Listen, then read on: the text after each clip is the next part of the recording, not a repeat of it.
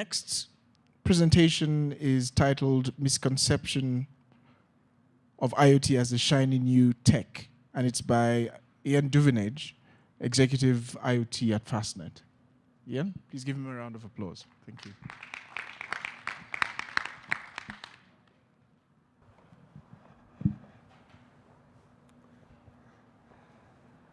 Thank you very much.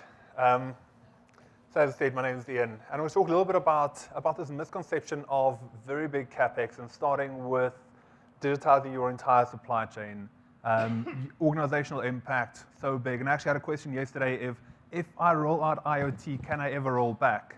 And I thought it's a very interesting question, but there's no real substance in it because IoT is not a thing you do to the organization. As we said, it is something that enables the organization, and it adds to what we already do. And maybe at some point, it'll move and have a massive impact. So Fastnet, we're part of the broader BCX group. So we come from a history of point-of-sale connectivity. And it was run on radio pads, and at some point, we realized our business, as I think many other businesses, sort of realized at a point that unless we start embracing the new thinking on connectivity, using Internet of Things type thinking, we will start to struggle. Right? So we had to adapt to that change, and we started constructively building an IoT as a service to the market and start to consider the impact on our business. And we've been working with customers for we actually started setting up this business unit about 3 years ago, and we started engaging with customers and companies. We've been walking a journey with numerous ones. And I'll talk a little bit in the context of one of those client journeys, and I'm going to talk very much on a practical level of what are some of the easier points to start if you want to generate quick value? Because the business case in IoT is not like traditional IT projects where you get a massive CapEx, is very defined. This spans so many areas of the business typically, and just to be layers of value that you uncover over time. So unless you have a good understanding of that broader ecosystem and impact, you will sort of struggle. And and it typically happens, and one of our clients not far down the road here, they're in manufacturing, and they woke up to the same realization as we did, that we have to digitize. We have to do something about our production line. Things are going too slow. Our competitors in the market are doing much more than we are. And maybe we should move from being a product supply business to an internet company, right? Because it's quite different. Either you're in the older school thinking, you supply a product to the market, and you hope it never comes back. You might have a service plan with it, so that's your recurring revenue, but you hope it never comes back. Where the newer thinking is a product is never complete, right? There's never an end point. You always amass more data on the cloud. You always offer more services. There's constant updates, even in cars that we drive. And obviously, there's loads of examples like Tesla and the rest, where your car is constantly being updated from being a product you consumed to being an internet solution packaged in a car. So the same happened in our clients, and the board went, cool, to the IT manager, CIO, and go, cool, go find us something to do in this IoT space. We need to digitize. And obviously, the easier thing to do, as we find in a lot of industries, organizations, is they try to find what is the cool new tech that they can install, right? And they went through a massive exercise to understand what the CapEx impact is of putting robotic arms and all the rest in their facility. But they'll never fly, and especially in a tough economy, if you're starting at the point where you want massive CapEx to start an IoT journey without doing the legworks, it's almost impossible. So the shiny new toys and just buying new stuff in IoT is probably the lowest priority. And we see it in some of the companies in insurance. There's a couple of companies that does very well in the country, but a few of them are asking the question, what device can I buy attached to a person, an asset, a vehicle, to get me better data, and then turn around to the organization and go, cool, so we got the data, what now? As opposed to starting in the risk model that determines your pricing premium, look at the highest risk factors in it, and then start looking as tech as a last sort of consideration as opposed to the first. What will happen to our client is then the IT manager turn around, but the factory floor has all the equipment, right? And it's not as easy putting robotic arms in. And they had to think a little bit different about what they do with what they have to make it better, because that's effectively what IoT enables. In a lot of instances, the biggest value is uncovered by taking a top-down approach initially to understand what the long-term value could be. And top-down versus bottom-up. So bottom-up, we install new devices, give all our people devices, if you're an insurance company, and all that data rolls up, right? So it's from the bottom up. Top-down is we try and get the data into a consistent format, into a consistent platform that has the same timestamp, that has the same quality of data, that we can actually start making initial decisions on. Because your first day on the IT journey doesn't realize many, many millions of rands of value. You start quite small and you understand what's that first layer of value that I need to uncover. And it's almost as simple, and Lee was joking earlier about these management reports, but I think our reporting typically in organizations isn't good enough, and doesn't have an impact as quick as we would want to down the organization. So the consideration when our client wanted to start rigging up their machines and getting the data back is, what do I install? And obviously the first one is, I have Wi-Fi already on my premise. Or I have GSM, or what is the easiest way to get it back? But I think with the evolution of networks, and there's numerous guys, and in Fastnet we've also rolled out LoRa network, but there are numerous companies that play across the band when it comes to connectivity, because not all connectivity is made the same, and they're not applicable to the same sort of aspects. And this is the only sort of content slide that I have, but typically if you start talking about 5G and the hyper-connected era and critical IoT, you do not want a LoRa sensor or a Zigbee chip or anything on the left-hand side, on the right-hand side. You do not want your remote healthcare facility to have an update cycle that you have to wait for. That's not instant. That is not live streaming big amounts of data, right? The LoRa's and all the lightweight networks coming out are focused on the non-critical stuff typically that generates data. You want to know a state has changed on a device. You want to know something being tampered with on a remote site. But it isn't mass amounts of data that you're streaming, so it's not critical infrastructure that you're busy monitoring. So it's very important that the network decision, and typically we've talked quite a bit today about the ecosystem and partnership, and it is one of the biggest issues and I think pain points that we've seen in the market. And we had a session with a lot of our CIO clients a little while ago, and one of the biggest things that came out is, how do we partner with you? Because as an industry player, connecting to a solution provider wants to sell you, version 10.3, and as an industry provider, you just want to get going. So how do we partner and how do we get that pace right?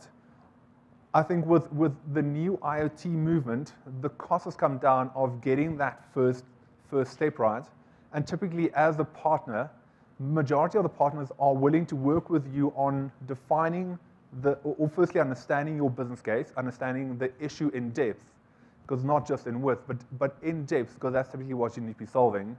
And then they'll typically, because the cost has come down, they will do free pilots and all those things to sort of enable you, because IoT now, with price points, enable you to think in that way.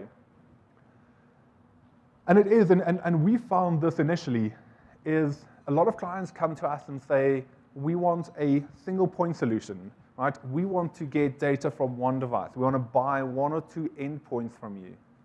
But the value that you generate without having a deep understanding and just selling a solution is far below what you will have if you walk a consultative journey with clients. And I'm not talking here going to and there's probably loads of consultants in the room, but it's not just doing a consultant high-level approach where someone hands a document to you and say, okay, cool, good luck.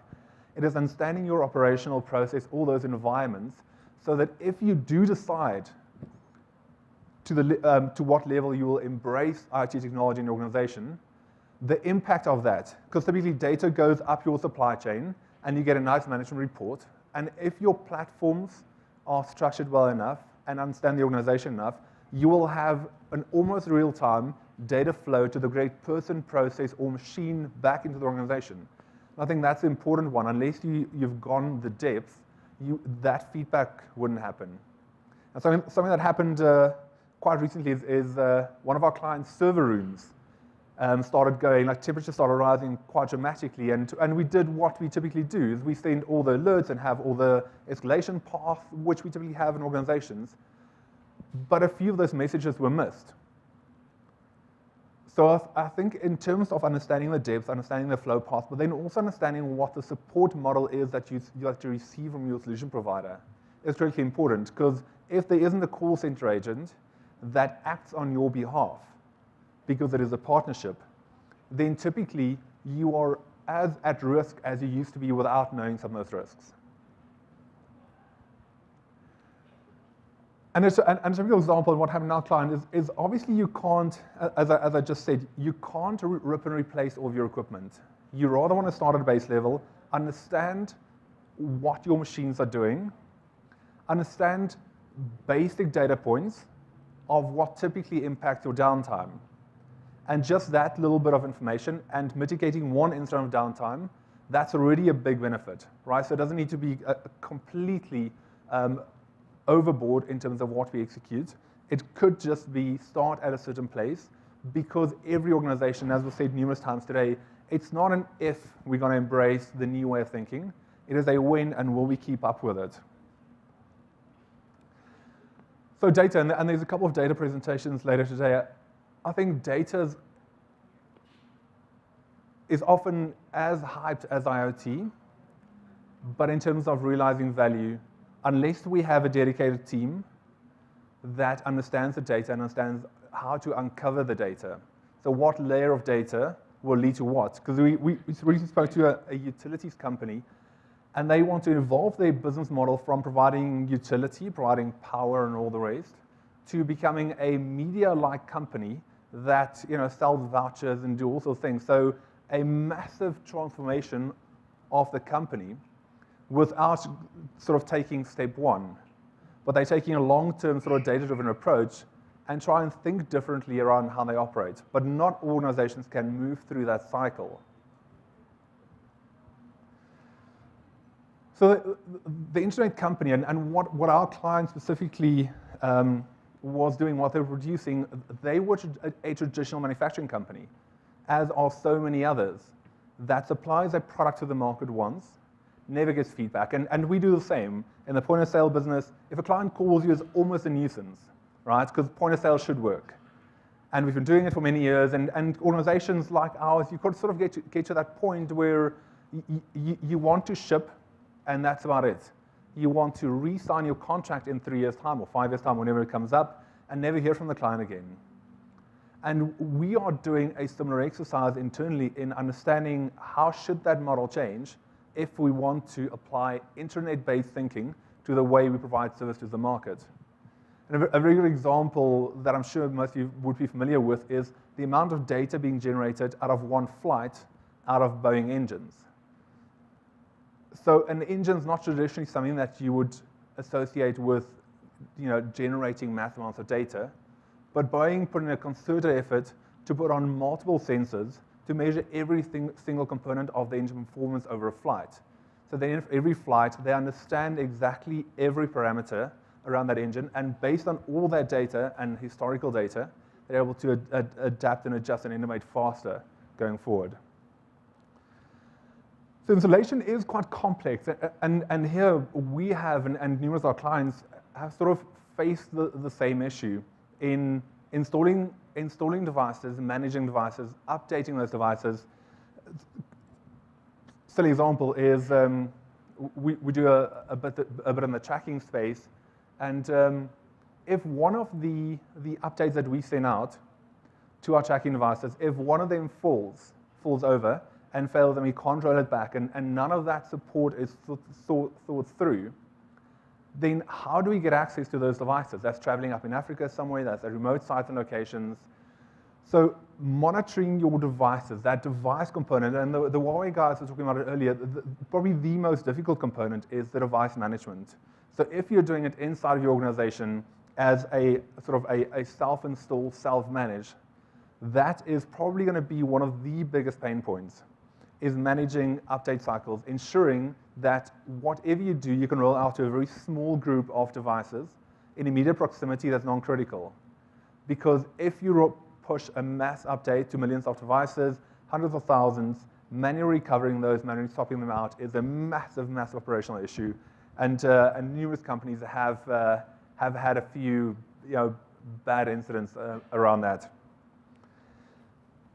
In terms of remote locations, just something else, and it's probably one of the fastest growing, or one of the biggest areas of focus at the moment for us is managing remote facilities. Because the majority, if you think about the telcos and all the guys presenting on networks, a lot of companies have remote sites. You have off-site locations where you store stuff. Telcos have base stations. Utilities have these little boxes next to the road. And interesting enough, I was walking in Cape Town over the weekend on Saturday, and I walked past one of these electricity boxes, and it has a nut and bolt keeping it closed. That's literally the only security from someone tampering.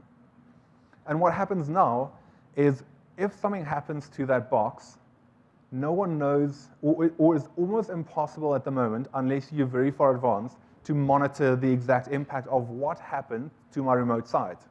So you'll send a technician out that will hopefully, if it has a lock, will hopefully have the right lock and key combination, otherwise it's multiple chips. But just preventing 1, 2, 3 of these incidents of someone driving back and forth between a site, and shifting your thinking to remote monitoring, utilizing IoT thinking, in how do you get data back? And as all the guys are saying, the networks are available to keep a small device that monitors a remote site up for 8 to 10 years, that reduces your total cost of ownership of the device, and possibly your operational expenses on managing that site has come down dramatically. So that's probably an easy pain point that we've seen that loads of clients are going for, is doing that quicker, getting cheap devices in, and using that data sooner.